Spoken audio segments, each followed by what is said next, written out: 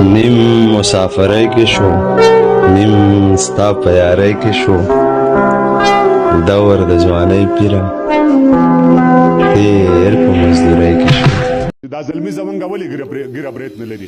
نجونو ته هم د سر ټیکري کوم اهمیت نه لري. د مسلمان او د هندو ترمنځ تشخیص ګران شو، د هندواني او د کدو ترمنځ تشخیص ګران شو. لباس، کلتور او تمدن مو په پتلون واوښتو، ستر عورت مو تر پنډۍ او تر زنګون واوښتو، بعضو لستوڼې تر اوږو او چا تر ستوني یوړل، د مغرب ګرمو هواګانو ترې پړوني یوړل. نو بند به تر څو د خپل ضمیر په زنځیرونو پروت یم؟ زه به تر کومه ستا په پښو او په لاسونو پروت یم؟ ته به تر کومه ځان پر حق ما به ناحق بولې؟ زما اطاعت به د خپل ځان مسلم حق بولې. دا توقیف شي چې د حق مخ ته دیوال پراته دي، د چا په پښو کې چې مذهب پښتو پیمان پراته دي، چې د مظلوم څرې ګریوان ته تار او ستن پاتې دي. څو محدود کسه دی چې دې خاورې ته ژمن پاتې دي، چې د ازادۍ هر یو مین ته زړه سوغات ایښی دی. بس دا یو بل دی چې سر